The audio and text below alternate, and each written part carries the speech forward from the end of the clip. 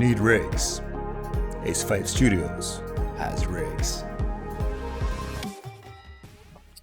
Hey, and welcome back. Aleksey from Ace 5 Studios, and this is part 4 of my Mograph introductor series on YouTube.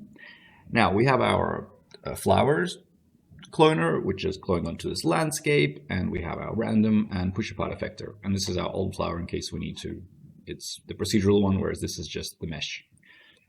And now we're going to talk about splines and how we can use them while building things with Mograph. Now, firstly, let's go talk about some distribution with splines, because we can actually hide things and make things appear using splines. So let's make a circle spline, and let's move this guy up here, and let's change him to XZ, so it's pointing down. And we can scale this guy up.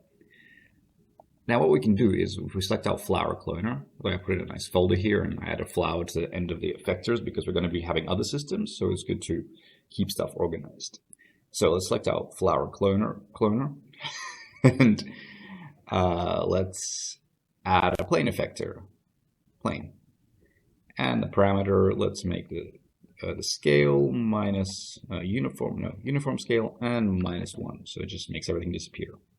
And now in the fields, we're going to drag in our circle. Now, as you can see, by default, it does this weird thing where it scales in a circular pattern, so to say. That's because it's just looking at the spline points, and it's going, there's a point here. Let's make this editable.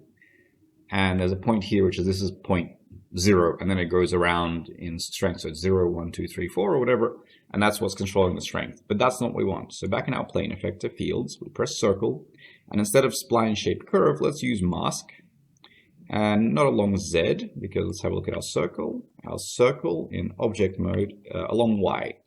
So we want to project down along Y. Boom. And now we can use this circle as a mask. It just projects vertically down from wherever it is. And if we're in point mode, we can drag the points out and it'll mask it. So you can use your logo or whatever you want. Now, and of course we can go here and we can go remapping and we can invert it. And then we'll have the flower growing just inside the circle. You can make it bigger, smaller, also a convenient way to grow things. Now, while this is nice, I would actually change something. I would move this into a vertex map. So what we're going to do is we're going to go to plane effector. I'm going to delete this here. We're going to go to landscape. We're going to right click on it, and we're going to go other tags and vertex map. And now this vertex map, oh look, the field is already on. Okay, well, anyway, it might be off, so just check down here where it says transfer or fields or something at the bottom of the first basic property tab, and turn on fields.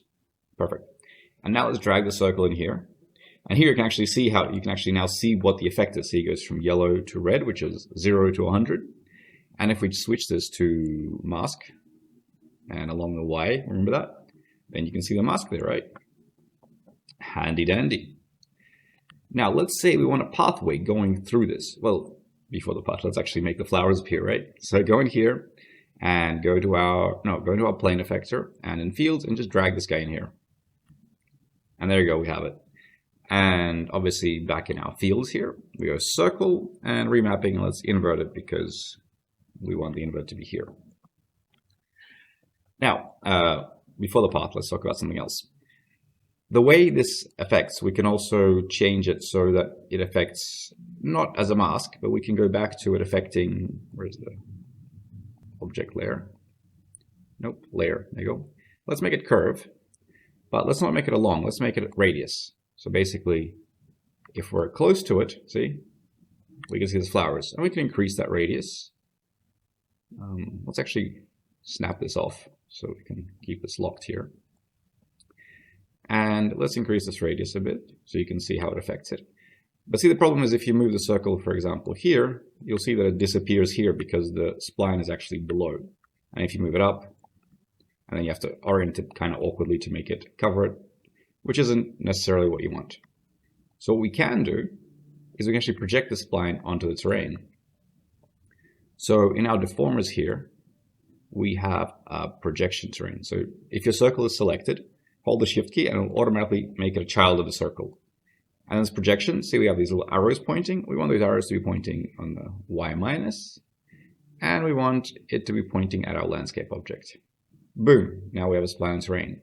And now if we go back to our vertex map, ta-da!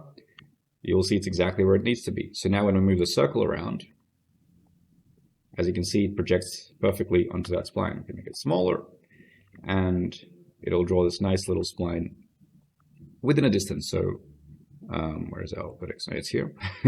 And we can increase the radius of it, and we can have it exactly going to where we need it.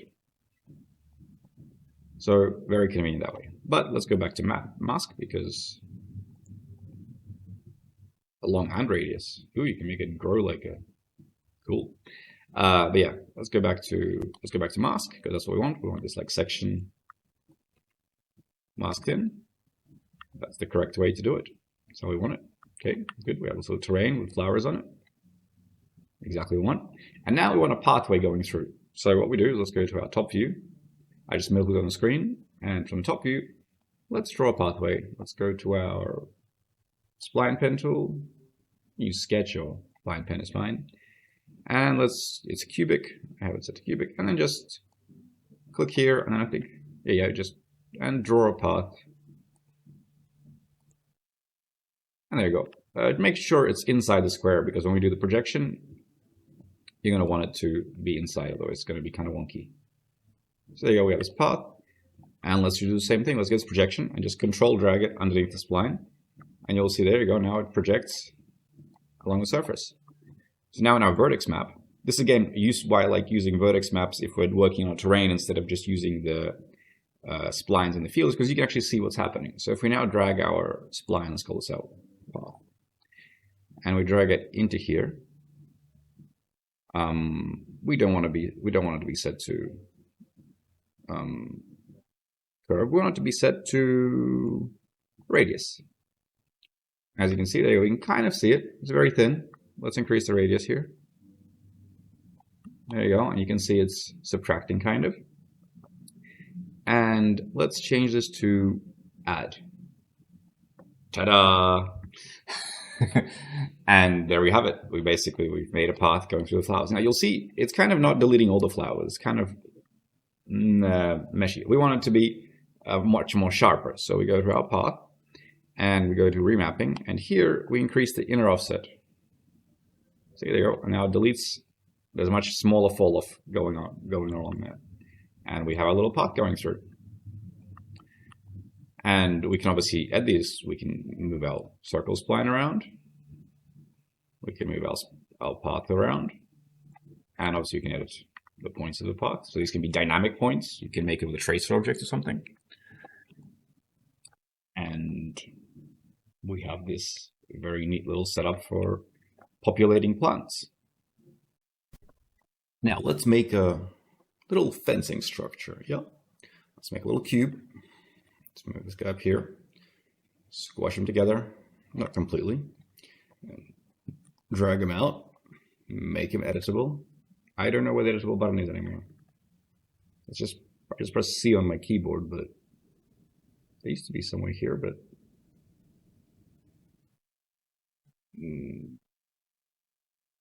yeah, no idea where it is anymore. Well, oh, there, down here now. Editable, yeah. So press C, and then go into point mode, and you can go to loop cut. Somewhere in here, loop cut, there you go. Hold the shift key down the middle, and then select these points here and drag them up.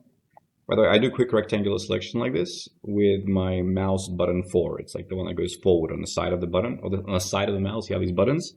And by default, number 4 does this. Number 5 gives you the circular menu, also handy. So we may move these up. It's going to be our fence post. Let's make it much smaller. Let's also maybe move our axis to where it's meant to be. We know that axis position is important because it's going to be rotating around this point. And then holding the shift key, let's make a cube. Make it smaller, squash it down, move it to the side here. Let's stretch it out. And this is going to be one of our fence pieces, and then control, oops, let's go make an instance. Let's go Shift C and instance. There you go. And move these guys up. So now if we change, oops, and we just go inside, not inside this cube, just next to it. Fence post, horizontal thing. And now if we change the size of this, they both change. That's pretty convenient. And I think it's good enough for a section of the fence. So fence post. Let's arrange this guy along our circle. So put in a cloner and make it linear. And change this to 0. And there you go. And make a couple of them. And we have a little fence. Now, we obviously could use our spline effector. So in here we can use spline, and we can make it look at the circle. Nope, that's not what it is. Effector. We can make it look at the circle. And as you can see, they're all pointing down right now. Now, we could obviously change our parameter. We can rotate them or whatever. But what we're actually going to do is we're going to use a rail spline. And let's do a quick demonstration of this. Let's get our spline, our cloner, and our path. I know it's a different path, it's not the circle one, but we're going to use this. We're going to copy this into a new scene. And we're going to make the fence follow this path. So let's go to our spline, and it's just for demonstration purposes. And you see it's all pointing down. Now what you can do is you can copy this path, just control drag it. We don't need these projections in here. Let's call this path rail, and move it up so it's up above it. And then in our spline effector, no, I didn't say effector. We can drag our rail into here. And as you can see, they're all pointing up towards that spline. And this rail spline, if we move it, see they're always pointing towards it. We can get individual points. And that's very convenient. We can also rotate them now. In our cloner transform, we can, not this one, not this one. Nope, we can't transform them. Can we rotate them here? Nope, nope. I guess they're pretty stuck there. Maybe it's in the spline effector parameter. There we go. Yeah, so we can rotate them. Now we have a bit too many of them, so let's reduce the amount of clones here. There you go, so it's more visible. So this is something that we can do. But the problem, as you can see, is they don't really line up. We have this thing called a target effector, which has select, because right now it's just pointing, they're all pointing towards the target effector. That's not what we want. What we want is we want them to be pointing to the next node, or the previous node. Yeah. And I'm going to go back to spline effector, and I'm going to turn off this because that ruined it a bit. Nope, that has no effect on it. I guess that's just the orientation that we have. So, does our rail spline even work anymore? No. So, not the best approach. Maybe if we change the order of them? Yeah, no, it still doesn't work. Okay, but we do have this option of a target effector, which makes them point at each consecutive node. But as you can see, with the spline effector, they interrupt each other. Not a good approach. What we want to do in a situation like this is use a spline wrap effect. That's much more efficient. So we get this cloner, and we go Alt-G, so there's in and null. You can call this the fence setup. And we're going to go hold the shift key, and in the deformers menu, we're going to go spline wrap. Lost it again. There it is. Yes. And as you can see, there's an arrow in there pointing, which means this is the way it's moving along. You can change this to like +Y, and then it'll be wrapping this way. But that's not what we want. We want it to be going along the X. That's correct. And now here we will drag our spline in here. As you can see, it's following. And then we'll just drag our rail in here. And it's pointing up now along the spline. Now, what you will notice is that it's kind of in the middle. Like it doesn't care about the axis of these clones.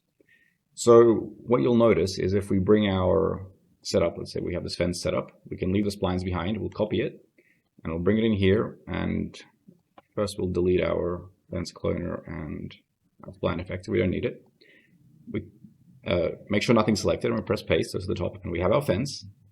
And now let's make it, in our spline wrap, let's make it go along the circle. Now, as you can see, it's kind of tilting in, which is what we want. We want it to be pointing up. So we get our circle here, and we just control drag it so we have a copy of it. We delete the projection, we don't need it on the second one because this is going to be circle rail. And our spline wrap, we now drag our circle rail. Now, as you can see, they are indeed pointing in the right direction, but they're also inside the floor. Also, as you notice, the flowers are kind of growing outside of our circle mask. Let's fix this. Let's go to our vertex map. And I believe it's because our circle here, we go to layer, it's probably a very big distance, yet you want to reduce that. So there you go. Now you have flowers growing only inside. There's not so much fall off. So that's, we fixed that. Now, our fence, let's go back to our fence. Firstly, I think there's not enough of them. Let's increase the number of clones. As you can see, it scales nicely. What you also notice, as we increase them, this, you see a spline wrap, right? If we get our strength off, you'll see that the fence kind of matches there. You'll see, as we reduce the number of clones, see this purple box? It automatically binds to the size of this, which is very handy while you're figuring out how many clones you want. So I want more clones. And let's turn our strength back up. Let's go spline wrap. Let's turn our strength back up. Maybe that's too many clones. Let's reduce them a bit. But what we do want is we want it to be higher, offset. Now we can't really change anything in cloner because the spline wrap is controlling where it is. So we could move the spline up, but since it's a projection, that's going to be a bit problematic. And as you move it, it'll also lose the connection with the floor. So instead what we can do is in the spline wrap, we can actually fix the bounding box. So we can go bounding box and we can tick this button. So now the bounding box is just going to be stuck here. So let's say just to demonstrate, we're going to bring it back and we're going to increase the number of fences. And as you can see, the bounding box doesn't change. It just stays there. And this is inconvenient to some extent, but it's convenient for moving stuff because now if we move our strength back, let's move it to 100%. If we move our fence now, or the cloner, we can move it up. And as you can see, it actually moves relative to this because, once again, if we turn our strength off, you'll see that we actually move the cloner up in the bounding box. So now this center line is the stuff that's getting attached to the spline and the fence is just above. So just don't forget that now you can't change the amount of clones or you have to go through the process all over again. So you can, but it's just something to keep in mind. So now we have a fence correctly fencing off the flowers, but we want maybe less of it. So let's go from, let's reduce them to just here and maybe offset a bit from. And as you can see, our fence again is completely wrong. So what do? Well, we increase the number of fences, right? We go cloner and we go more fence.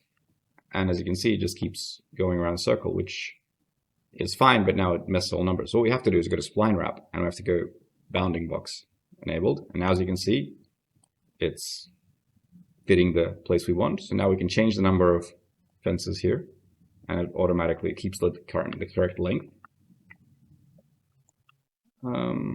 Too much like, there you go.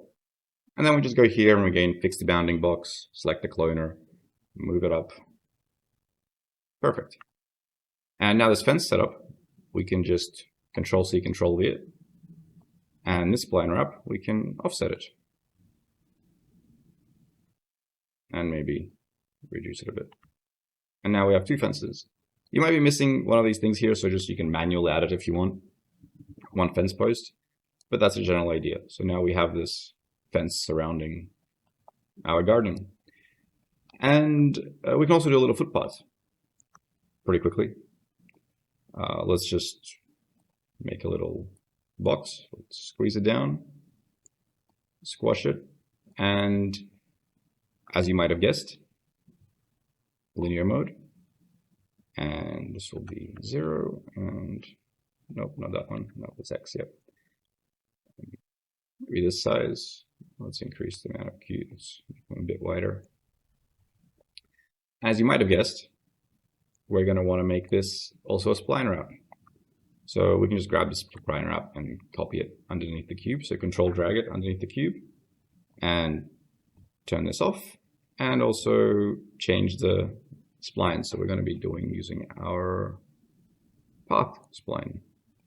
And we can just clear this altogether. And now we should have, because now we have the 2 in the offset. Let's see what didn't work here. Okay, it looks like we spline wrapped the wrong thing. We spline wrapped each individual cube, which isn't what we want. I'm going to take this out and select this and the cloner. I'm going to do the cloner first, and Alt-G, and then put the spline wrap in here.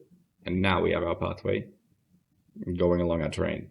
Now, it's a bit wonky again. That's because we don't have a terrain. We don't have a rail path. So this path that we have for our path spline, we want to again copy it, just control drag it, delete the projection. So now we have this spline up top. Then pick our spline wrap of our path. Let's go to path setup. Now spline wrap, let's drag in our path spline. I should really name these stuff rail. So let's drag this into here. And it's a bit better now. But now we can actually control it. So this path spline around rail, we can move it around. Nope, that's not the one. It is the one. Because we have access turned on. Always, if you're moving something and nothing's moving, it might be because you have access tool turned on. There you go. We can kind of control it like this, and we can get it to be less in the land. And also, I think we should maybe make our cubes slightly narrower and maybe higher. As you can see, I can see the out, like as in if we turn off our cloner, you can see, and our wrap, you can see there's the cube there, so we can change the size of it. But if it's turned on, you can just see the controller dots, not the actual cube.